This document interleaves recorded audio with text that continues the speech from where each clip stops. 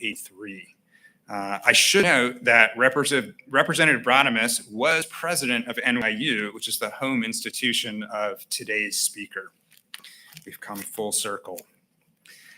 Before introducing our lecturer, though, I want to invite Michael Markham, Dean of the Dodge Family College of Arts and Sciences and the Viersen Presidential Professor of Biology, to say a few words about today's event and the importance of the values of Julian Rothbaum and his family. So, Dean Markham.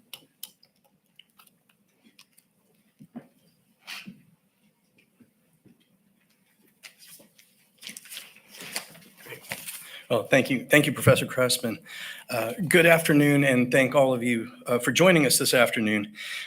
It's a true pleasure for me to welcome you to the 2025 Rothbaum Distinguished Lecture in Representative Government. This is a signature series that brings together scholarship and civic reflection at the University of Oklahoma.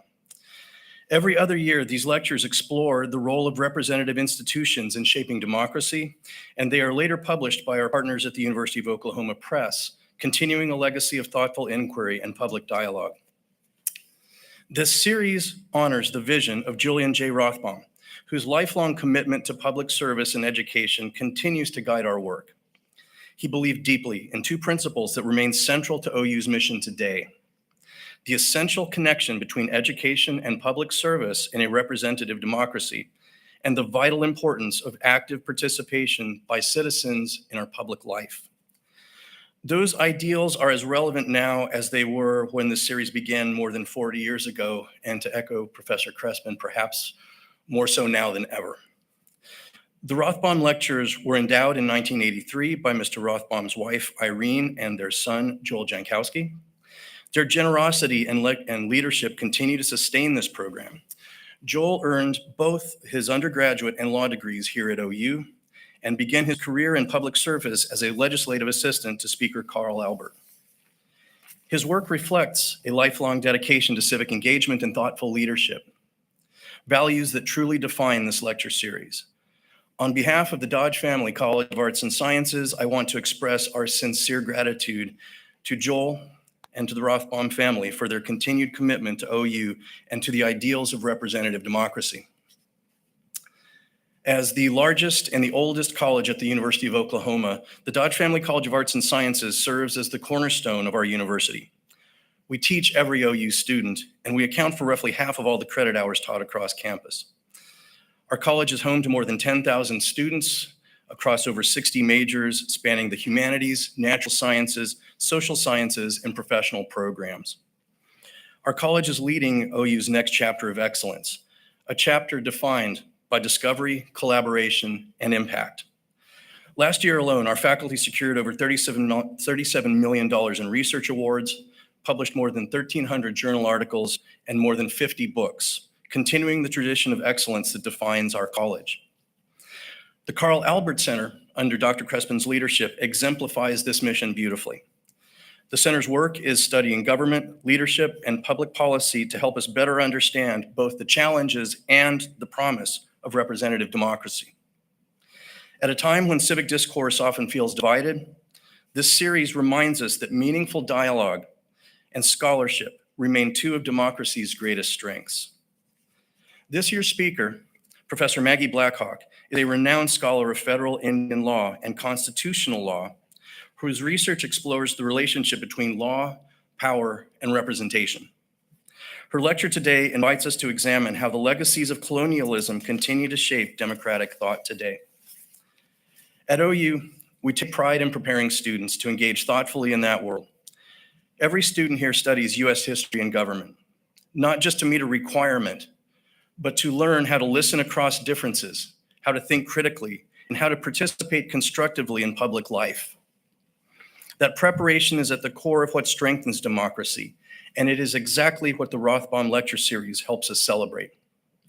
I want to again thank Dr. Crespin and the Carl Albert team for their thoughtful leadership in organizing this event, and once again to express our gratitude to Joel Jankowski and his family for their generosity and ongoing commitment to the University of Oklahoma. Thank you all again for being here and for supporting the kind of scholarship and dialogue that strengthens both our university and our democracy. It is now my pleasure to turn the program back over to Dr. Crespin.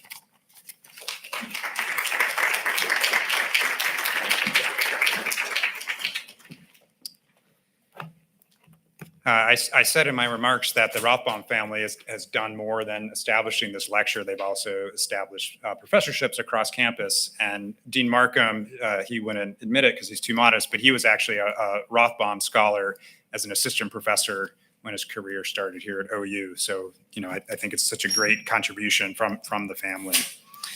All right. So I also want to thank Joel Jankowski. He helps select the lectures. He participates in all of the events over the course of the week. And so again, thank you so much for your contributions here. I also want to note, Dean Markham mentioned the book. The manuscript from our 2023 speaker, Frances Lee, is with the press, and hopefully she'll be published in the spring. So we have opportunity to read that book. I also want to say, when our speaker is done, there'll be some time for questions from the audience. Please wait. I'm not actually sure if there's going to be a microphone, but please wait. There's microphones. Okay, we got them set. So please wait for a microphone to ask your question. That way we have a broadcast audience as well. They'll be able to hear it as well as us here in the lecture hall today. So now to today's event. In this series of lectures titled Colonial Administration, Empire, Civilization, and the Making of Political Science, award-winning NYU professor Maggie Blackhawk will trace the formation of the modern discipline of political science with empire at its foundation, particularly the field of colonial administration, and examine how this aspect of the discipline was obscured during the mid-20th century. She argued that this erasure, echoing a similar omission in constitutional law and theory, has critically weakened political science's capacity to recognize, theorize, and address the enduring boomerang effects of empire within the contemporary United States. Our speaker today, Professor Blackhawk, a member of the Fond du Lac tribe of Lake Superior, Ojibwe, is professor of law at New York University. She earned her BA from UCLA and her JD from Stanford. Professor Blackhawk is a scholar and teacher of federal Indian law, constitutional law, and legislation. Her research has been published or is forthcoming at Harvard Law Review, Stanford Law Review, Yale Law Journal, Supreme Court Review, American Historical Review, Legislative Studies Quarterly, Journal of the Early Republic, and the Journal of Politics. And she's also been published in more popular outlets, including the New York Times. Much of her scholarship explores the relationship between law and power, with a particular emphasis on the way that subordinated people leverage law to shift power to their communities, especially outside of rights and court-based frameworks. This research has been awarded the Cromwell Prize for Best Article in Legal History and the Stephen M. Block Civil Liberties Prize. Professor Blackhawk is working on two book projects. The first, American Colonialism, a National Biography, highlights the centrality of Native nations, Native people, and American colonialism to the constitutional law and constitutional theory history of the United States. The second project, and the content of this year's Rothbaum lecture, is titled Colonial Administration, Empires, Civilization, and the Making of Political Science. It explores the field of colonial administration as a foundational pillar of American political science history and sociology, and what this field can teach us about the boomerang effect of empire today. Prior to joining NYU, Professor Blackhawk served as professor of law at the University of Pennsylvania. Before entering the legal academy, she practiced union-side labor law at Bredoff and Kaiser in Washington, D.C. She also clerked for Judge Susan Graber of the Ninth Circuit and Chief Judge James Ware of the Northern District of California.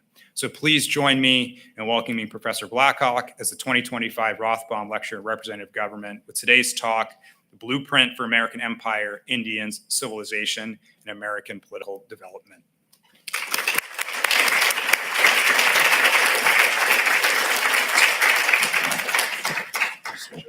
Oh, yeah, I'm sorry.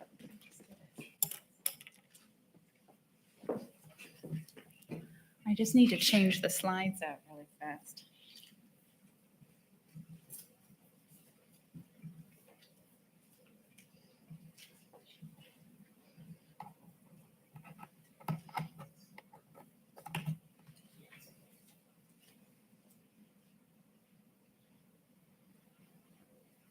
Okay.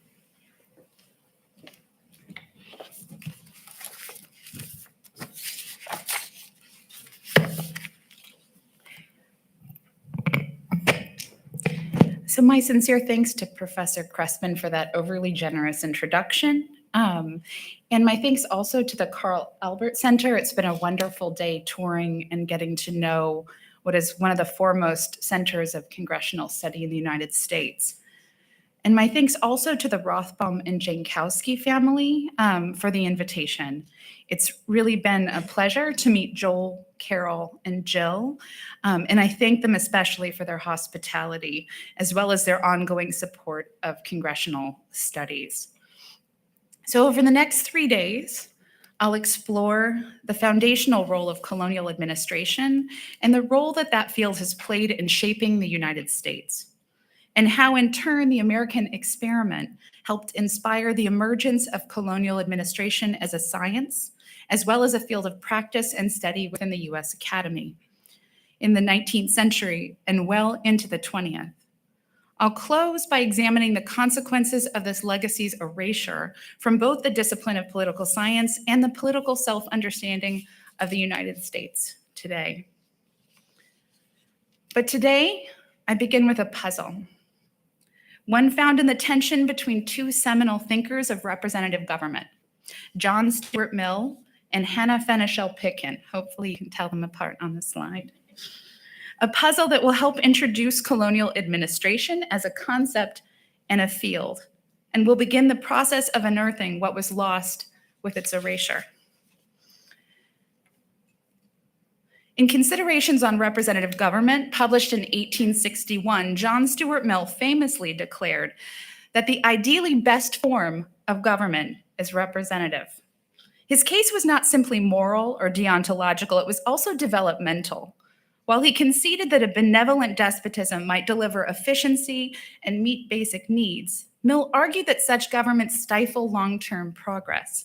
Despotism, however enlightened, conditions societies to submission, leaving them vulnerable to future domination by less benign despots, or even conquest by barbarous nations. Only representative government, in which sovereignty is vested in the entire community and every citizen participates at least occasionally in governance, could cultivate the moral and civic capacities necessary for enduring liberty. Yet Mill's defense of representative government was never universal.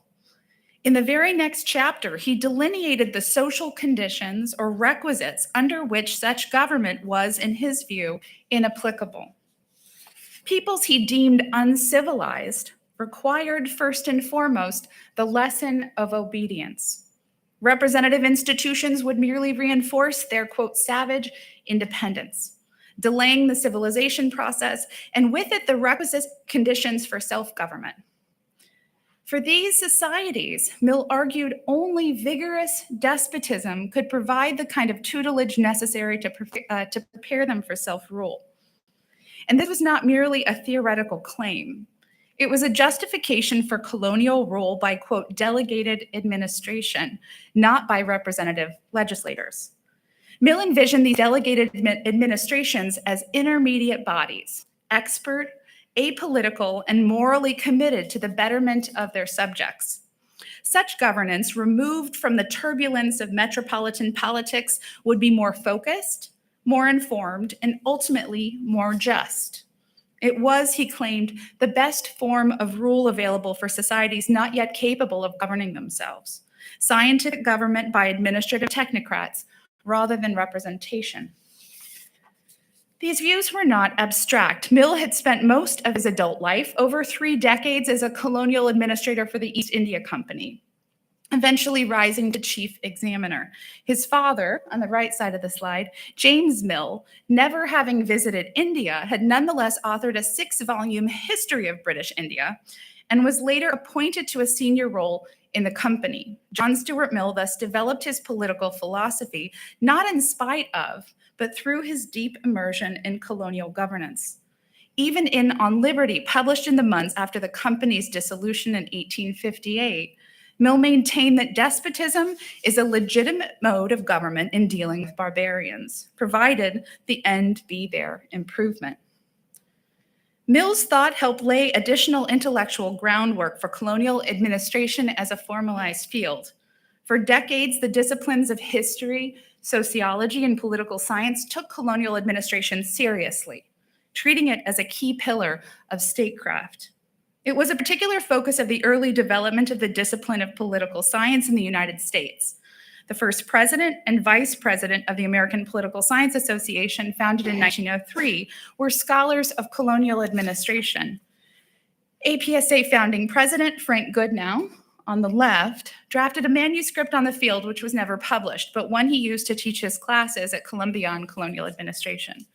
Founding APSA vice president on the right and later president Paul Reinsch published his second and third books on colonial administration, titled Colonial Government and Colonial Administration, respectively. When the field of political science was introduced at the St. Louis World's Fair in 1904, also known as the Louisiana Purchase Exposition, colonial administration was presented as one of the 5 pillars of the discipline. The field was a subject of study at most, if not all, of the top programs in political science, with Harvard offering a specialized PhD in the subject through their newly established political science department. Among those with a PhD or trained in colonial administration include Ralph Bunche, W.E.B. Du Bois, among others. It was understood at the time that efforts to decolonize lands and populations required an understanding of the history, science, and practice of colonial administration. Later president of the APSA and of Harvard University, Abbott Lawrence Lowell, crafted a book-length call for American universities to develop specialized colleges in colonial administration like those in England, Holland, and France. And rather than a brief shelf life amidst the so-called age of empire within US history, the field of colonial administration grew roots into the earliest visions of political science by father of the American political science field, John Burgess, and lived on as a robust field decades later, at least well into the 1940s. But by the time Hannah Pitkin published The Concept of Representation in 1967, this intellectual edifice had largely collapsed. Pitkin may have closed the concept of representation with ideas drawn directly from Mill, but she rejected one of the foundational premises of Mill's theory. The despotic rule could and should serve as a preparatory stage for representative government. By the mid-20th century, the language had changed. Savage became, quote, politically underdeveloped, but the logic remained. By the late 20th century, Pitkin just dismissed this out of hand.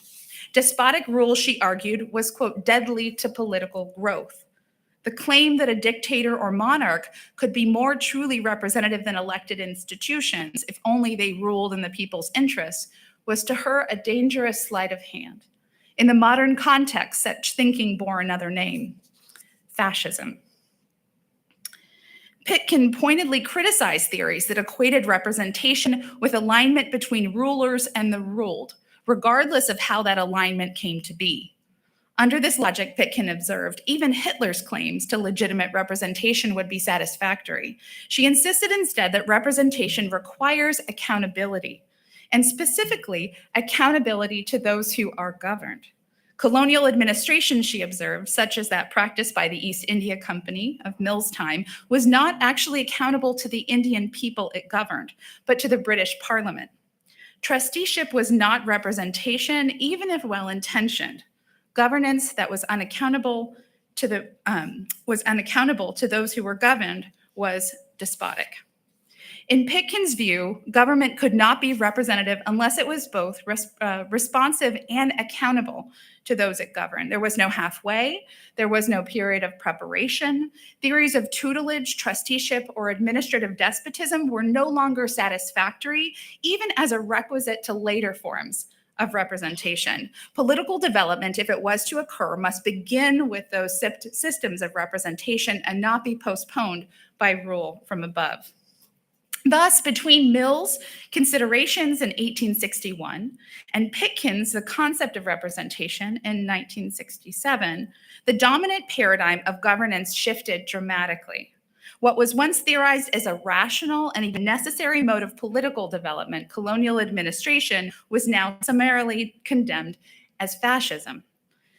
As this shift took hold, colonial administration just disappeared, as an object of intellectual inquiry. The very idea that governing others required a distinct theory, institutional design, or ethical reflection was largely abandoned. In a certain sense, the work of these two scholars allows us to highlight what was lost with this abandonment. Mill, for all his contradictions, understood that governing others is a complex, often expensive, and morally fraught endeavor. He devoted extensive theoretical attention to the aims, structures, and dangers of colonial rule, questions he believed were as deserving of study as those of self-government. His vision, as flawed as it was, also contained a teleology. Colonial governance aimed to produce subjects fit for self-rule and should therefore be temporary and developmental. Pitkin, by contrast, drew a bright line. Government is either representative or it's not. It's either democratic or despotic. And once that line was drawn, the entire discourse around colonial administration as a field, as a practice, as a moral problem was effectively foreclosed, as was discussion of its past, recognition of any lingering effects, and even the manner of its resolution. So real tensions arose between the work of Mill and that of Pitkin, marking a paradigmatic transformation in how we theorize government, and more specifically, whether the science of government should include as central the question of how to govern others. Governing others through despotism was simply fascism and un-American. The focus of Pitkin's work addressed forms of representation she presumed to be more central to the United States of the 1960s, and not the British Empire in the 19th century.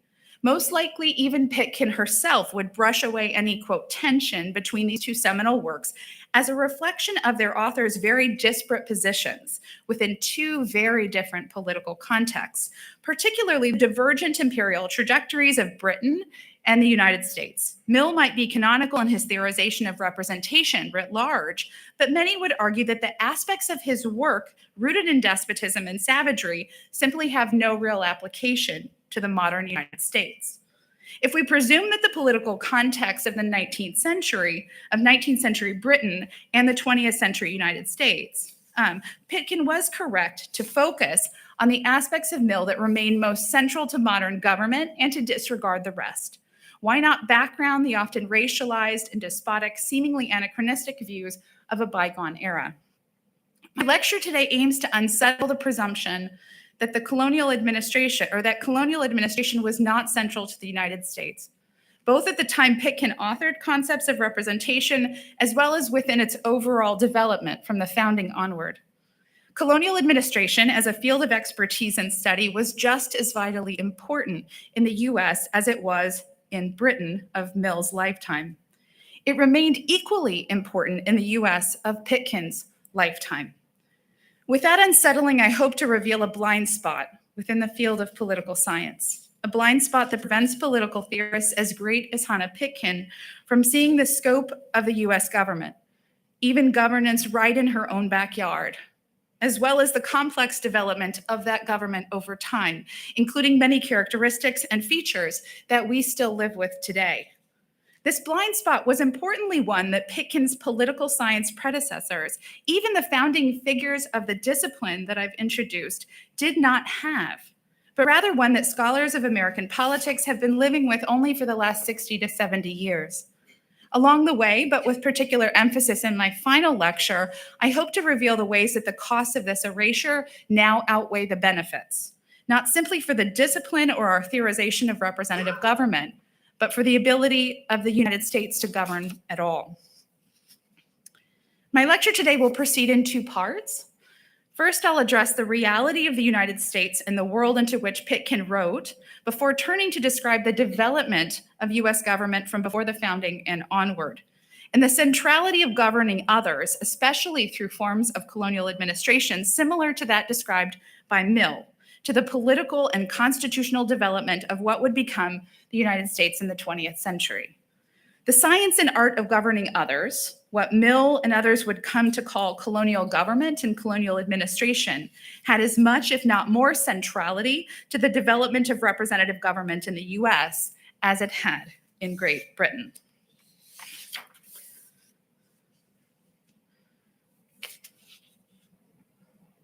So John Stuart Mill, born to the very heart of the East India Company, wrote during the height of British imperialist expansion in the late 19th century. He did so as a representative of a global empire whose administrative reach extended across continents and governed hundreds of millions of people.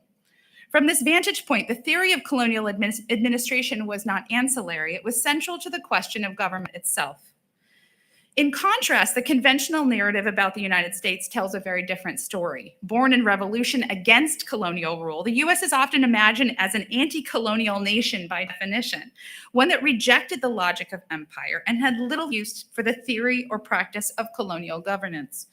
American colonialism, we're told, was limited and brief, a strange and reluctant detour brought about by the Spanish-American War and resolved quickly thereafter.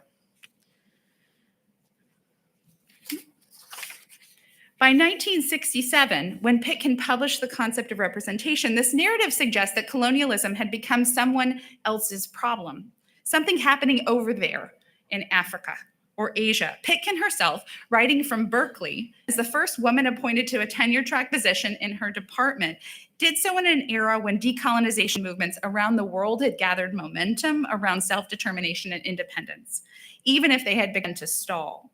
But the problems of government and representation in the United States focused on the struggles of a nation, not an empire, with questions of equality and inclusion at the fore, struggles that Pitkin likely lived as she integrated one of the foremost departments of American political science. Yet this simple story obscures the more complicated reality in which Pitkin lived. Even in 1967, the US remained a colonial power, governing dozens of territories and millions of people under structures that bore all the hallmarks of imperial rule. Puerto Rico, with nearly 3 million inhabitants, remained the largest of these colonies. Its ambiguous Commonwealth status, granted only 15 years earlier in 1952, was still being worked out in practice. And ultimately, the designation did little to limit the plenary power of the United States to intervene in and ultimately take over Puerto Rican government on a whim. While the Philippines had once been a US colony with a population of over 18 million, formal independence had been granted in 1946 following the 1934 Tidings-McDuffie Act, which laid out a decade-long roadmap for decolonization for the islands. No similar roadmap existed for Puerto Rico in 1967 or for many other island territories still under US rule. Guam, for instance, had only recently transitioned from naval to civilian control in 1950, and that's decades of military rule. And the Organic Act that structured its government was written entirely by the US Congress, with no local constitution permitted. The US Virgin Islands had gained modest self-rule in 1954. But as late as 1967, Congress still debated whether the islands should be allowed to elect their own colonial governor. Even today, the Virgin Islands lack the measure of self-government afforded by having its own constitution, because its draft constitutions remain subject to federal approval, and those submitted to Congress by the Virgin Islands for review have been repeatedly rejected. American Samoa received permission to draft its own constitution in 1967, a constitution that was still subject to oversight and ratification by the US Department of the Interior.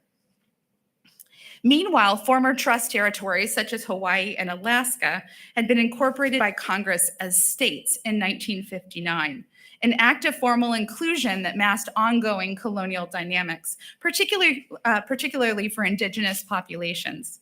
The colonial administration of indigenous peoples in each state did not end, but was delegated to the newly established state governments in their constitutions or informally through practice. Alaska Native peoples had begun their fight for greater forms of recognition, self-determination, and redress decades earlier.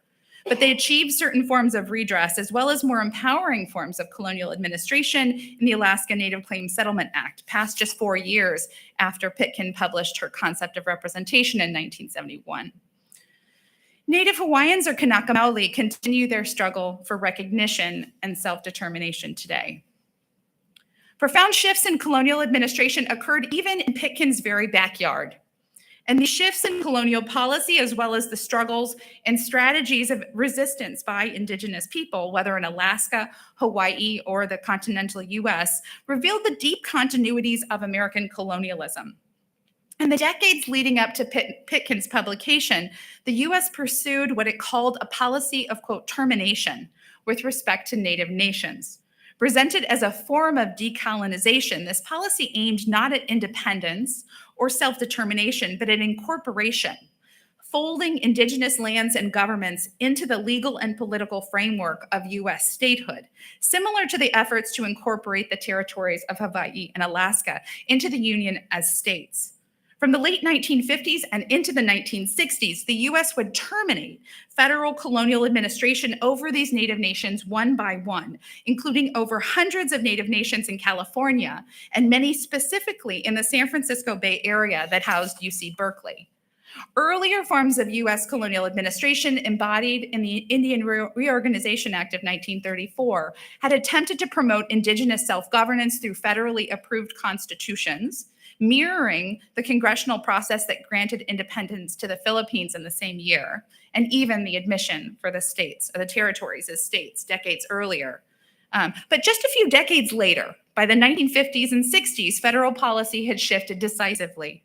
The so-called termination era replaced promises of self-determination and autonomy with a new form of colonial reordering, the dismantling of tribal governments, the privatization of communally held lands, and transfer of the infrastructure and authority of federal colonial administration to state governments. Congress crafted the so-called termination acts on a nation-by-nation basis. Each act detailed how federal trust assets, so those colonial administrative assets, would be distributed, how tribal lands would be surveyed, divided, and incorporated into state legal systems, and how schools, hospitals, power plants, and mills would be transferred from tribal or federal to state or even nonprofit control. Some termination acts established local corporations, nonprofits governed by tribal members to hold and manage the infrastructure that neither federal nor state authorities were equipped to handle. The Menominee Termination Act of 1954, for example, which incorporated a colony in Wisconsin, created a nonprofit to oversee the tribe's former utility company and industrial assets. These were not isolated or improvisational acts. They were structured policies of governance, colonial governance, rooted in a complex mix of constitutional oversight, administrative restructuring, and legal transformation. What all this history reveals is that far from being irrelevant to American political development, colonial administration was a defining feature of US governance at the time Pitkin began to craft her path-breaking theories on representation. Even as political theory, especially in its liberal and democratic forms, increasingly focused on theorizing idealized forms of representative government and democracy, the US continued to rule in colonial ways through administration, trusteeship, and imposed constitutional design. Rather than incorporate the reality of American colonialism into the theorization of politics, as Mill had done for the British, theorists like Pitkin framed colonialism as a problem of government elsewhere, like Nazi Germany, and of the past, like the British East India Company. Perhaps rather than operating in wholly distinct political contexts, Pitkin and Mill understood the fundamental shape and history of their governments differently. Mill could not help to see colonial government as central to British rule, and thus as an aspect of representative government overall. Working within colonial administration gave him the perspective, one broadly shared at the time, that representative government existed not only for representation's sake, but as part of the progressive development or civilization of peoples and ultimately the world. Colonial administration and representative government were different phases of the overall process of progress that civilization offered.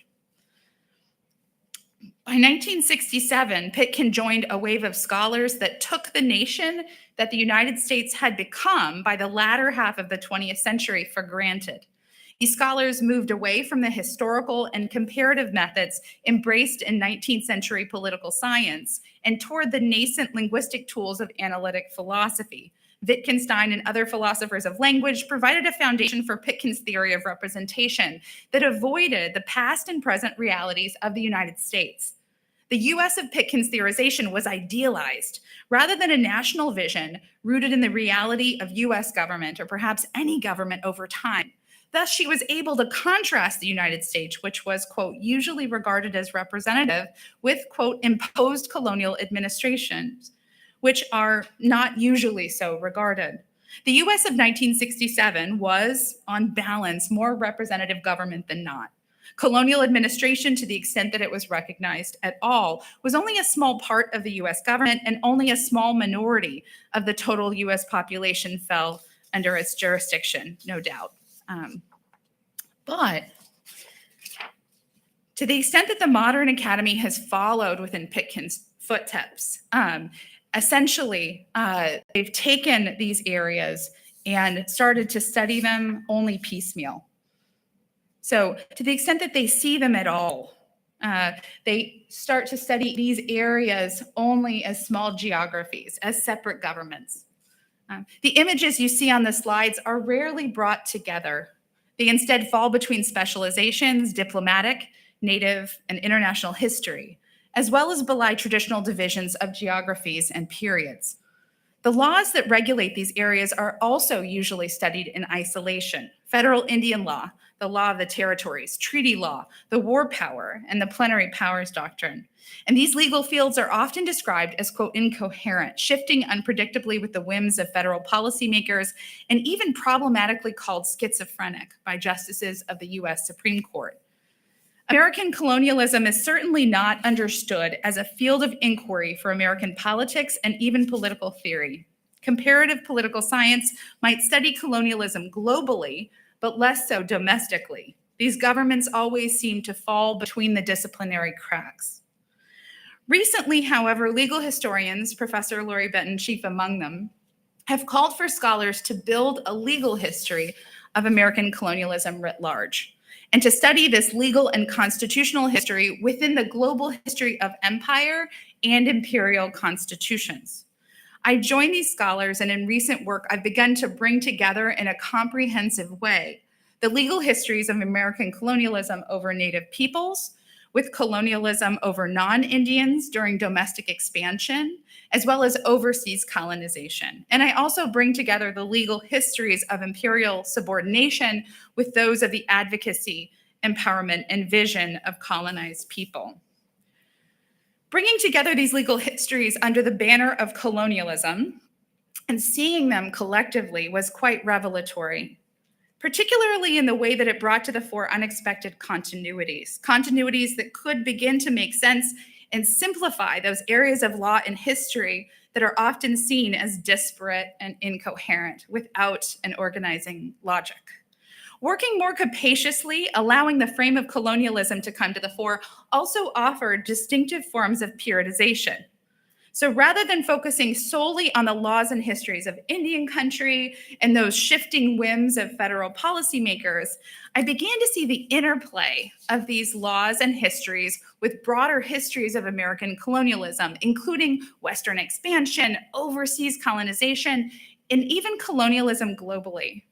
In my earlier scholarship, I compared 3 central points that I identified as pivotal in the development of the law of American colonialism: the establishment of the Northwest Territory and its governance by the Northwest Ordinance of 1789, the acquisition of the Louisiana Territory in 1803, and overseas colonization in the late 19th century. Modern historians of American empire had brought these moments together before, but they're far less studied in the field of legal history, and they're almost entirely overlooked by the fields of constitutional history. None of these central points tend to make it into constitutional law casebooks, and even then, fewer make it into an actual class on constitutional law. While working through the archives to construct this comprehensive legal history, and while analyzing these examples in comparative perspective, I began to discern some striking patterns, so recurring modes of governance, familiar legal frameworks, and replicated institutional forms, such as boarding schools, surfacing in disparate contexts, from Indian country to Hawaii to the Philippines to Liberia. These recurring structures led me to question whether the United States had developed a coordinated approach to colonial policy. And in the course of looking for evidence of that coordination, I stumbled upon an unsettling discovery. The patterns that I identified in my comparative examples, so those alternate forms of periodization that I proposed, would illuminate these intertwined histories of Indian country, Western expansion, and overseas colonization. They had in fact been recognized over a century ago. And rather than falling into that common historian's error of presentism, projecting a contemporary coherence onto the past, I'd actually done the opposite. I'd projected today's perceived fragmentation and disorder backward, and only then had I attempted to reconstruct the meaning of the past. Yet what I was rediscovering had already been studied.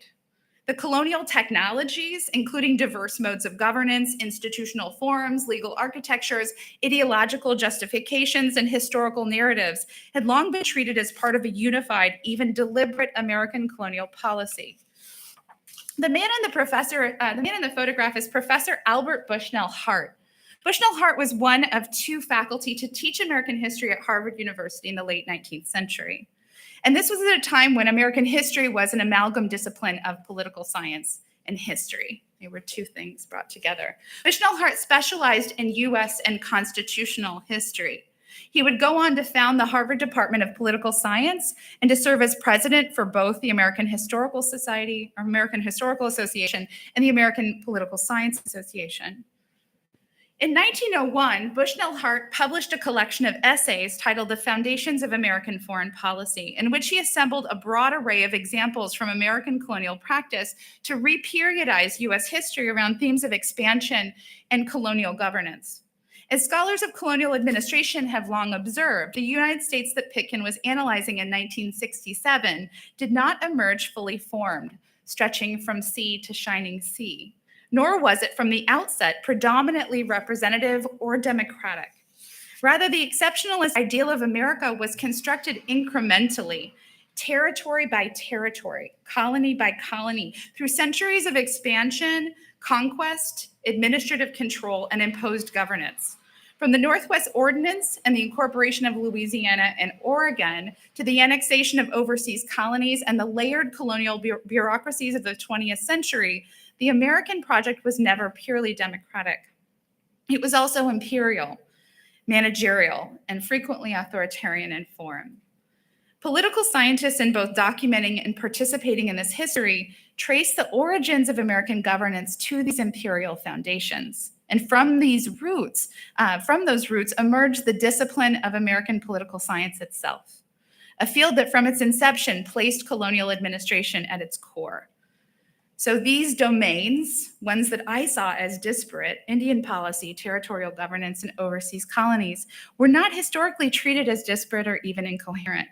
On the contrary, scholars, administrators, and policymakers were often in dialogue, drawing connections between them. The failures of Indian policy during westward expansions, you can see here the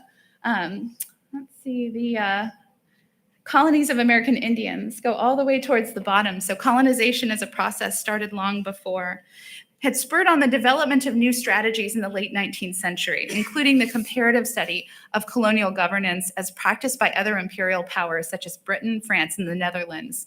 So out of this intellectual endeavor emerged this formal academic field, colonial administration, which had not only shaped various disciplines, but helped institutionalize the very study of colonial governance as a science. Unintentionally, in tracing these connections and histories, I'd found myself becoming an expert in that field. It taught me as much as I was able to teach about it.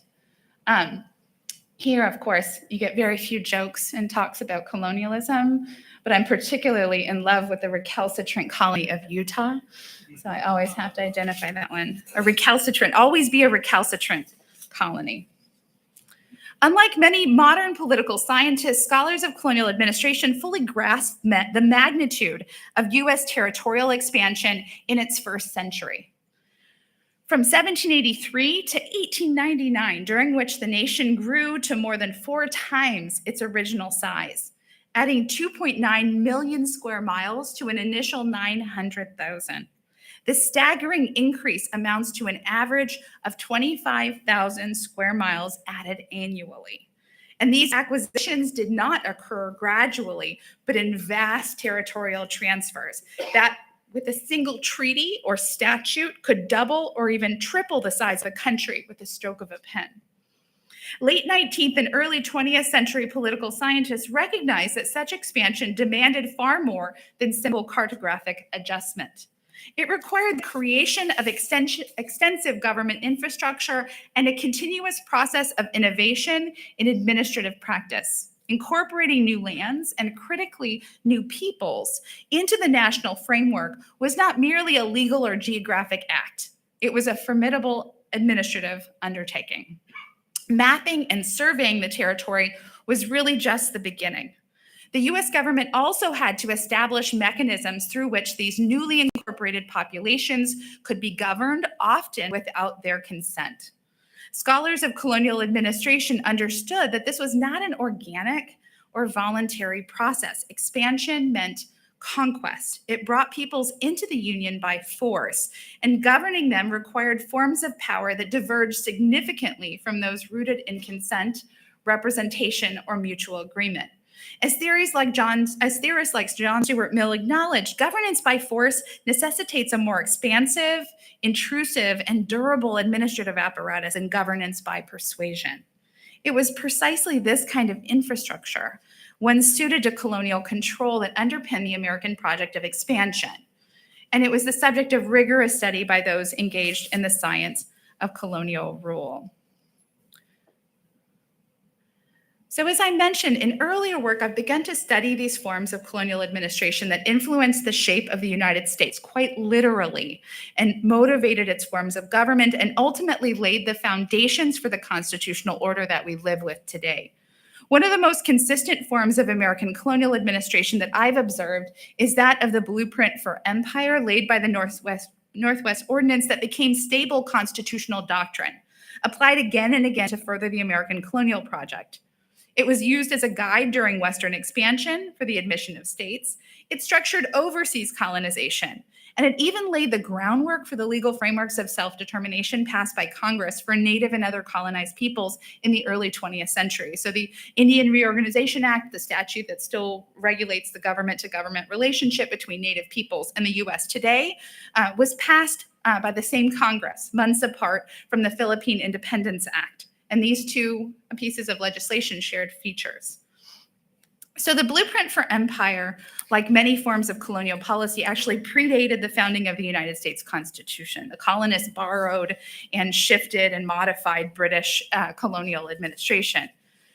At this time, in addition to authorizing forms of colonial administration for a specific people, quote, Indians, a word that would be written explicitly into all of our founding documents, the US also began to create distinctive external spaces where colonial administration would be the dominant form of government. These were areas that it would call territories. Territories within the early republic were formed around contested jurisdictions like the Northwest Territory that contained predominantly Indians and Europeans, so folks who did not want to take part in the American project just yet. These were areas that require the technologies and aims of colonial administration to prepare them for self-government. The legal framework of the blueprint for empire had a familiar pattern. It would begin with the exclusion of other European nation states from a geography through treaty cession. In the Northwest Territory, it was the Treaty of Paris in 1783. And by bringing that territory into the national territorial borders of the United States. So that's a big constitutional move. Next, the US would vest all of its power, every bit of governing and constitutional power, into the executive branch, usually in order to take possession of an area, a condition under the law of nations necessary to perfect title of lands through discovery or conquest, and to govern that area with its military, for example. So even before the drafting of the US Constitution, the Confederation Congress began the practice of governing the Northwest Territory through martial law. Then the US would govern these areas undemocratically and unilaterally while dangling the possibility of self-government if certain conditions were met. In 1789, the Northwest Ordinance crafted an unrepresentative civil government for the territory, a government not elected by the people, but appointed unilaterally by Congress. The appointed government would give way to greater and greater forms of representation based on the number of free male inhabitants who settled into the territory. 5,000 free male inhabitants would result in an elected assembly and 1 delegate in the Congress. Settlement to the territory by 60,000 free male inhabitants would culminate in statehood. After Congress reviewed and approved a constitution drafted by territorial residents after those men petitioned Congress for admission. So like Mill would later describe, areas governed by colonial administration were held apart from the constitutional values and aims of the population who were seen as civilized. Most notably, representative government was not taken for granted within the blueprint for empire, nor were these territories afforded the ability to alter that constitutional character of the original 13 states. Instead, the ordinance established governing structures that would use delegated federal power to govern and reshape the jurisdiction towards the constitutional character set by the original constitutional order. Thus, the aims of colonial administration, governing a polity toward the ability to self-govern, took on particular forms within the U.S., which aimed to not only prepare its territories and Indians for self-government generally, but for self-government within an already established constitutional order. They wanted Anglophone, they wanted Protestant, they wanted people who believed in certain Enlightenment values and not others. These forms of governance for the territory, beginning with martial rule, moving toward unilateral, non-representative civil government, established the pattern of the blueprint for empire, then repeated during the acquisition and governance of the Louisiana Territory, and then overseas colonization in the late 19th century. To more precisely examine how colonial administration developed in relation to the U.S. constitutional order, it's useful to focus on a specific application of this doctrine. The original blueprint for empire, of course, predated the U.S. Constitution, but its use continued beyond the founding and interacted in important ways with constitutional development, especially around representative government writ large. In 1803, for example, congressional ratification of a treaty between the U.S. and France approved the Louisiana Purchase. The U.S. acquired title to almost 530 million acres of land, nearly doubling the size of the country. And it was the first time that those borders had changed to reach beyond the Treaty of Paris since the polity had adopted the Constitution. So before this moment, the power to implement forms of colonial administration, to govern Indians, and to acquire their lands by treaty arose from the territorial sovereignty of the United States. This was, under the Law of Nations, which is the operative law at the time, a power that presumably stopped at those founding borders and those territories within them. It was at this time constitutional questions arose as to whether the power to colonize would actually reach beyond those territorial borders, and whether the power would apply to non-Indians as well as Indians. As president in 1803, Thomas Jefferson doubted that the national government held the constitutional power to colonize foreign territory or foreign nations beyond the founding borders of the United States, at least not without a constitutional amendment.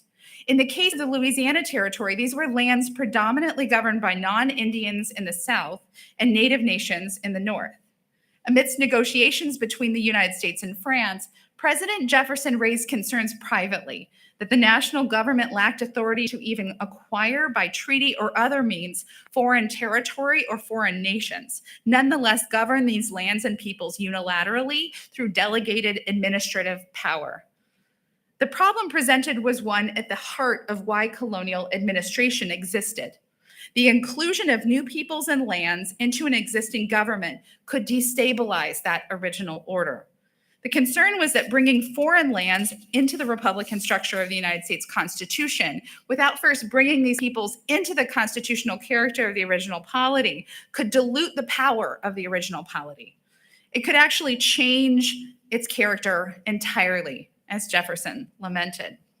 If the national government could bring any foreign territory or nation by simple treaty or legislation within the Republican Constitution, it could presumably leverage treaties or legislation to bring into the Union England, Ireland, or Holland. The U.S. had only recently shed itself of British rule.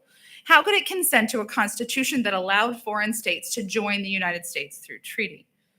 So Jefferson prepared multiple drafts of a proposed amendment to the Constitution that would admit the Louisiana Territory, provide citizenship and rights to its white inhabitants on the same footing as other citizens, and make explicit that a constitutional amendment would be required to add any additional states from the newly acquired territory into the Union.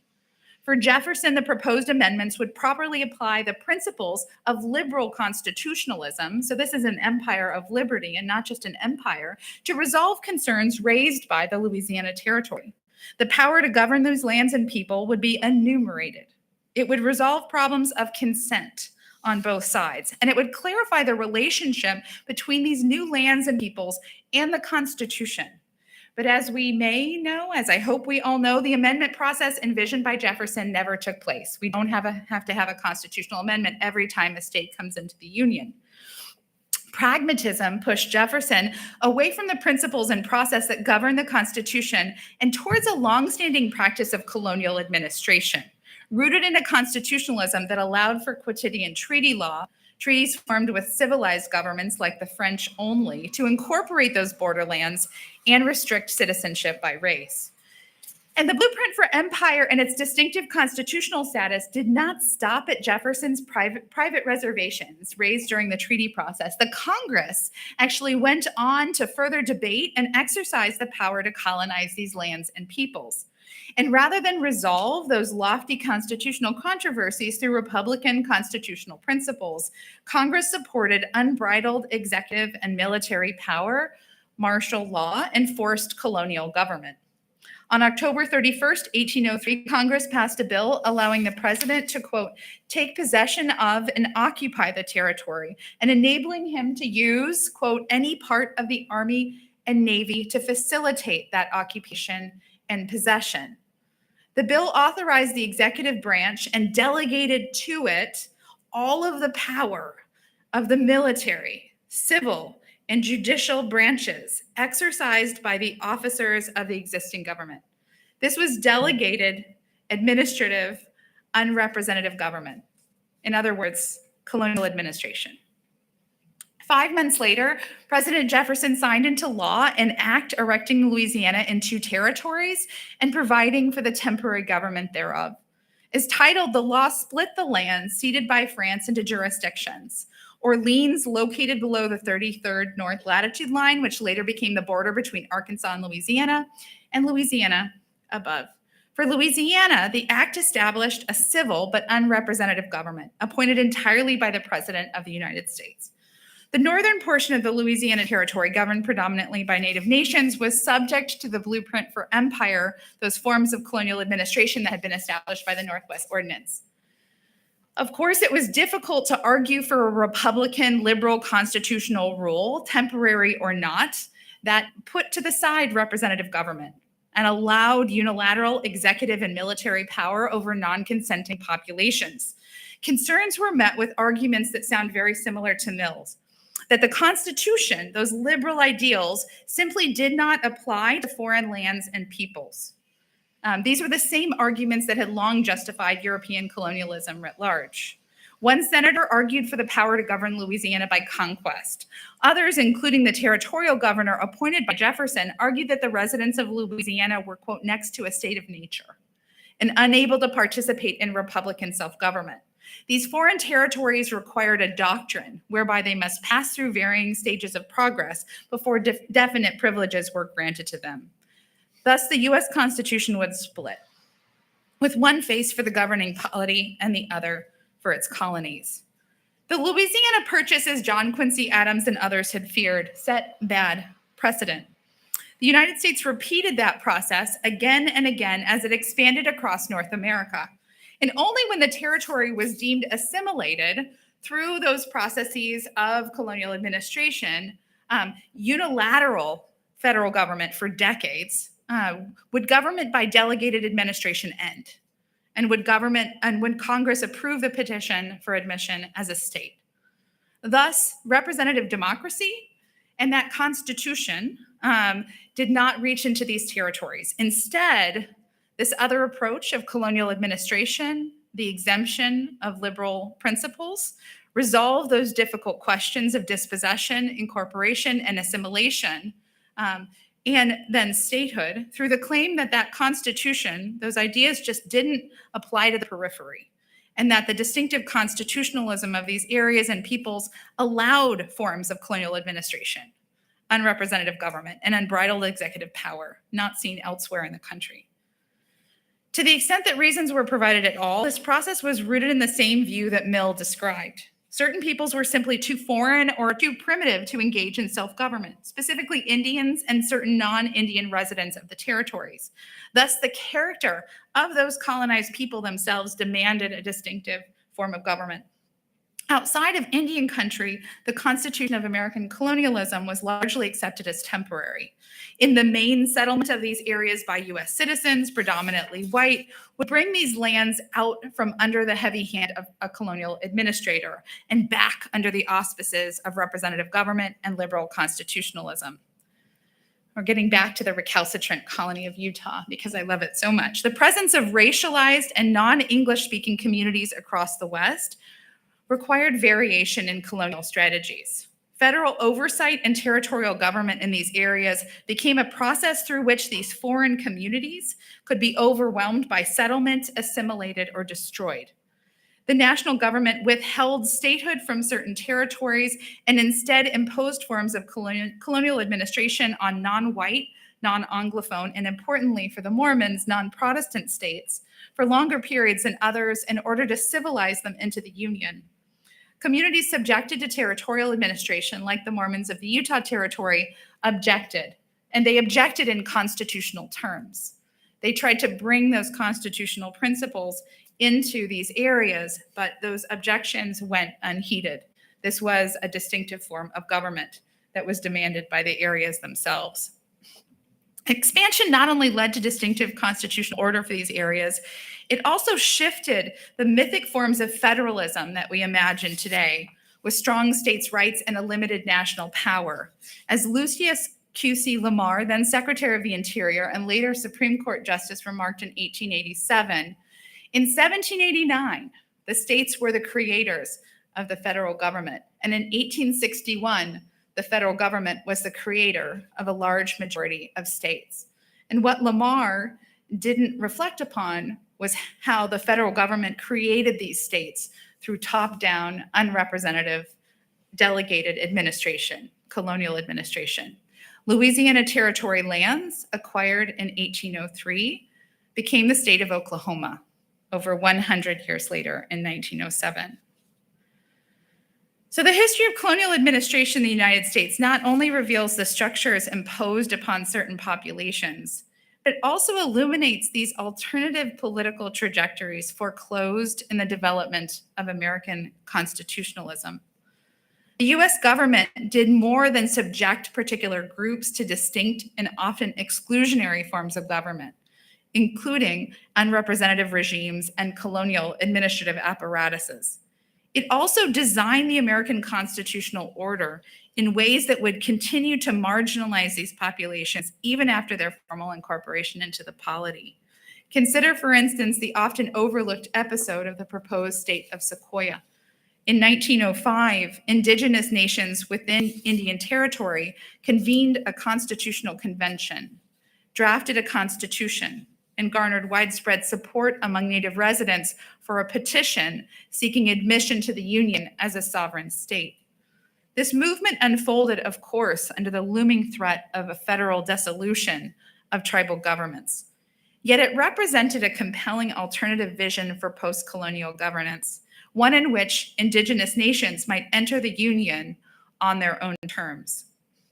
Had Congress accepted the petition, the new state, named Sequoia, in honor of the Cherokee scholar who created the Cherokee syllabary, might have offered a distinct model of pluralistic governance within the American federal system. Instead, in 1906, Congress rejected the petition and unilaterally annexed Indian Territory into the newly formed state of Oklahoma, extinguishing this indigenous-led vision of political self-determination. And this pattern is not unique. Across various territories, Puerto Rico, American Samoa, Guam, the U.S. Virgin Islands, and Indian country, communities continue to be denied meaningful forms of self-government today. These regions remain governed by structures that echo earlier colonial logics. They're constrained by legal and constitutional regimes that were never designed to accommodate their full political participation, nor wholly represent them. Many of these governments are still subjected to oversight by governing apparatuses within the US government, forms of delegated colonial administration through the Bureau of Indian Affairs, mostly through the Department of the Interior. The Bureau of Insular Affairs continues to call elections on behalf of tribal governments, to review constitutions, to review tribal codes that are passed, and on a day-by-day basis, exercise the power to colonize amongst all of these people, hundreds of governments today. So let me conclude today where I began, with the puzzle between Mill and Pitkin. Somewhere between John Stuart Mill's consideration on representative government in 1861 and Hannah Pitkin's The Concept of Representation in 1967, a profound transformation occurred in the theorization of representative government in the United States. Colonial administration, once central to political thought, was reimagined as fascism, an aberration that's confined to foreign regimes, entirely incompatible with the so-called exceptionalism of the American political order. In this reconfiguration, the science of colonial administration vanished from view, and with it, the broader study of imperial governance. Some may find cause for celebration in this disappearance. Mill's justification for despotism over, quote, savage peoples, alongside early American defenses of unrepresentative government for the residents of Louisiana, described by their own colonial governor as living next to a state of nature, are undeniably steeped in the racialized and hierarchical logics of their time. Perhaps some ideas and some histories are best forgotten. But what if this historical erasure, the inability to recognize American colonial administration as systematic and deliberate, prevents us, as it did Pitkin, from fully apprehending the American empire that persists to this day? What if this erasure prevents political science, the discipline most equipped to examine the structures of our government, from meaningfully engaging with the enduring realities of American colonialism, from Indian country to the insular territories?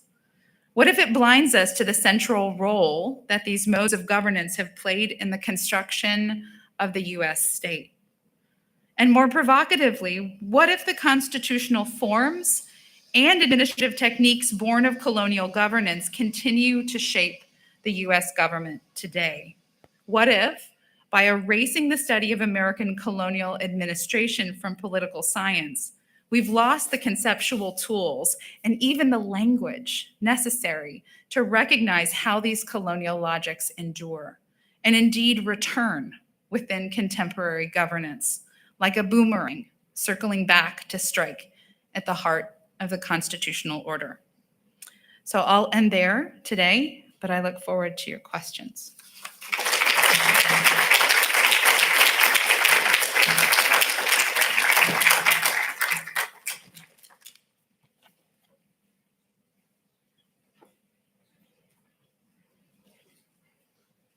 Oh, and we have a microphone, which hopefully will be passed. And I have been told that I need to repeat your questions given the unpredictability of the microphone. So please excuse me if I sound redundant. Thank you for your talk. Very fascinating and interesting. Just ask for comment. In that wonderful cartoon of the child US all the way to the elderly man, it skipped 1848 and the accession of Mexican territories. I want to let you comment why that might have happened and anything else. The second one is much more contemporary, and that's the governance of the District of Columbia. Yes. Okay. So, and let me just clarify, you don't want to know why the illustrator left that out. I'm not sure. I think maybe that was just too big. It went too quickly from one to the other. But of course, the later acquisitions, especially going into Oregon, these are heavily disputed, heavily contested. They move beyond formal legal structures. The annexation of Texas, you can even look at this map. They don't even put the date of Texas's admission to the Union because it's, again, like there are these moments of true informal acquisition that are deeply discomforting to scholars of American politics, to scholars of American legal history, especially constitutional history. So my guess is that they probably could only fit so many Uncle Sams on a page, especially when they get so portly at the end. But there's also a preference in looking at these periods to see them only through these formal measures of acquisition. I think the most fascinating thing is to look back here at the periodization that Bushnell-Hart offers and how they're seeing these problems not as problems of acquisition, because of course you have colonial conditions during Reconstruction as seen as a problem of colonial administration. And even at the time they considered converting the southern states into territories and placing them back under colonial administration after the Civil War to be able to resolve their own forms of savagery. So in many ways, they cared not at all for the formal terms of acquisition because they were looking to these broader principles that didn't need the treaty sign off, that didn't need even formal legislation to take possession, because they tried to justify it in ever greater means through the need to not just manifest destiny, but also to bring these forms of civilization and forms of democracy and forms of stability to those populations that they were encountering. And that was the justification, rather than having the actual legal process fit within accepted means. The U.S. Supreme Court just signed off on things. They signed off on the Louisiana Purchase 25 years later, without reflection, seeing it almost as a political question that was beyond the point of adjudication. Oh, and the government of D.C. So the districts. So again, districts, and we'll get into this a little bit tomorrow when we get into colonial administration. Districts, like the District of Alaska, are a form of protectorate or dependency, and they're placed under colonial administration. I think that the study of the District of Columbia would be helpful, and not at all surprising that in exercising broad executive power, that one would start there rather than elsewhere, given the legal frameworks and administrative frameworks that have grown up around these particular jurisdictions. They're known as constitutional vacuums. Spaces of constitutional exceptionalism, where these forms of government are seen as not only acceptable, but through precedent, we've built up a constitutional order that sees delegated, unlimited by the Constitution executive governance within these areas as non-exceptional, as something that's been justified and brought into the constitutional order through ongoing precedent that's been essentially ratified by the Congress, either affirmatively or through omission. And I didn't repeat your question, I don't think, and I'm going to have to learn how to do that a little better.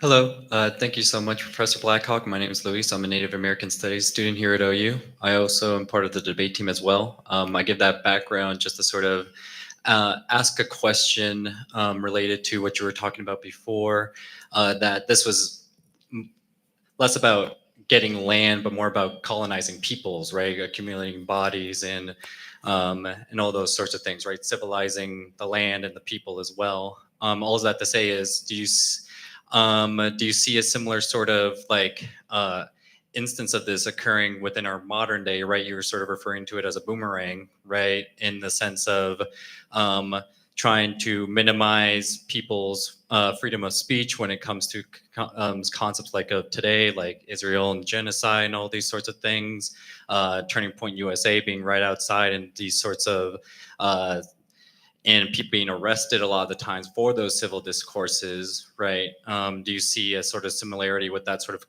trying to control or review the process of those sorts of outside Western thinking occurring within our universities as well, because of here at OU, the review of the African American Studies program being a thing that occurred as well. So Okay.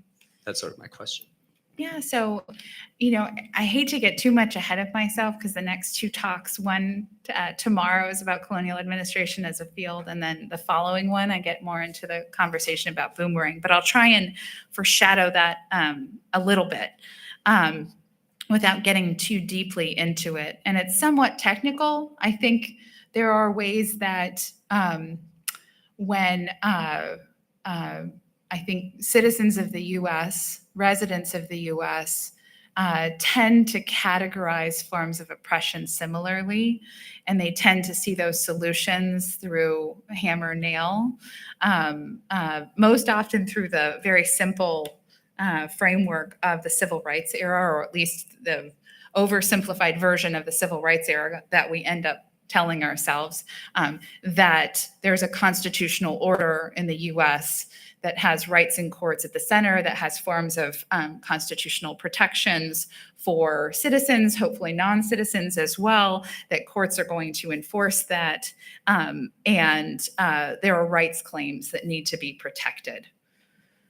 One of the complicating things about telling this counter-narrative is that it's mostly structures of government, which is why I am desperate for political scientists to take interest in this in the way that I describe the field of political science again. These are the people who will care about, do we have separation of powers properly over these forms, or is administrative government or representative government better in these areas, rather than just are there rights violations or subordination on the ground. To scholars of political science, and I do hope everyone, we start to think more about how do our structures of government lead to better protections of the individual? How do forms of constitutionalism and forms of constitutional culture better protect forms of expression?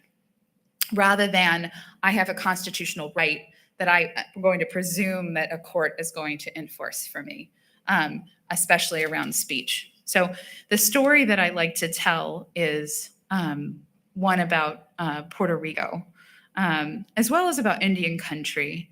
But in Puerto Rico, in the mid-20th century, movements for independence, so movements against colonization, were met by the United States first passing the Puerto Rican gag rule.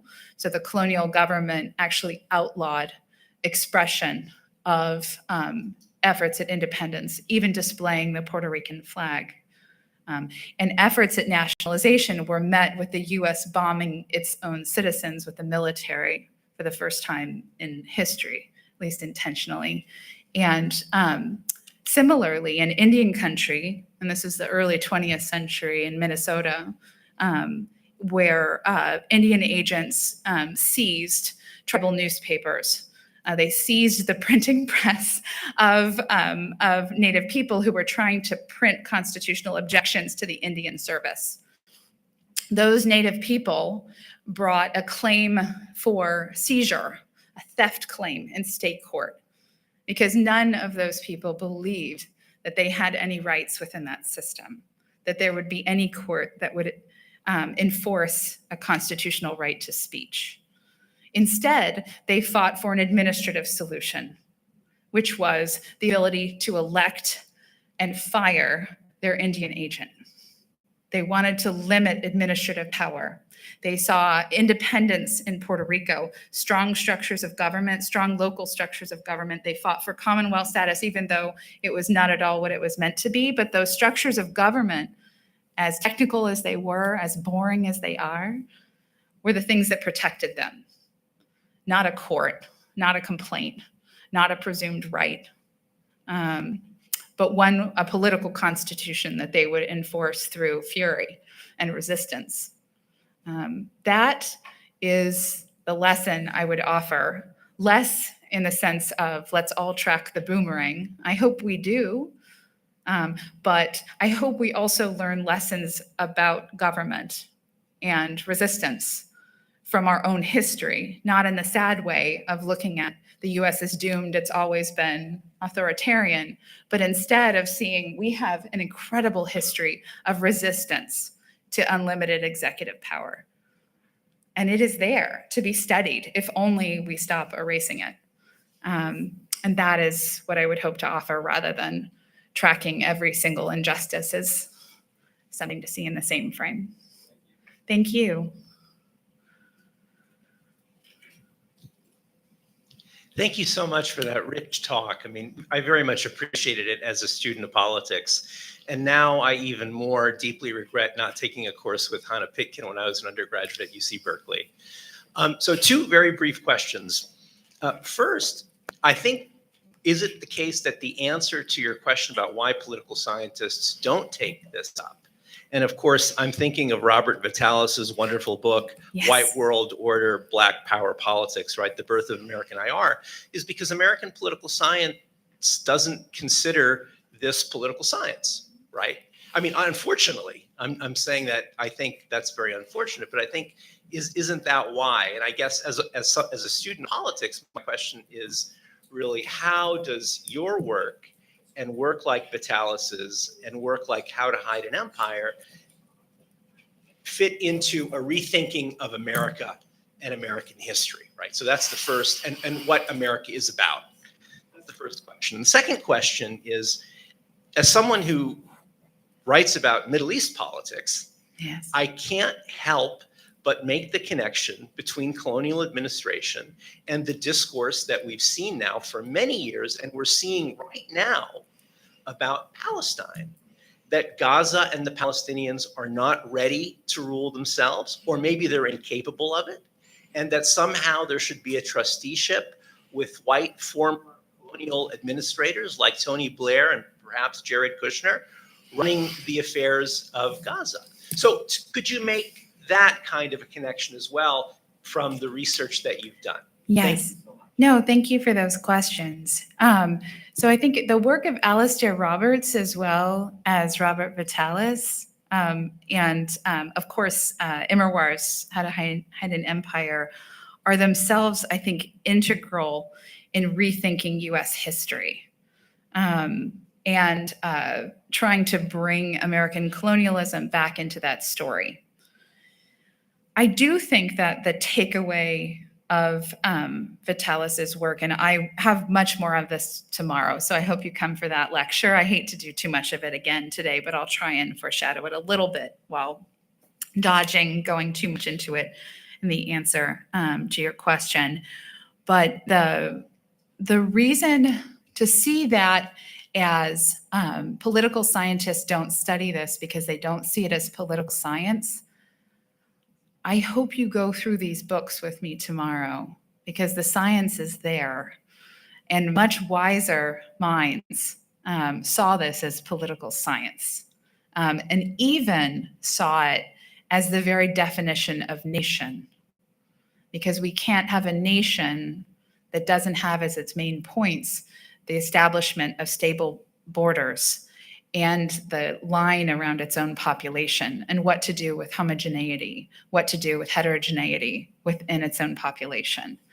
And so to see the nation and to take it for granted without process of development either before or after, I think is to misunderstand the central organizing focus of political science. But I will go into that with greater depth tomorrow, especially with the work of Burgess. I do think that Vitalis's work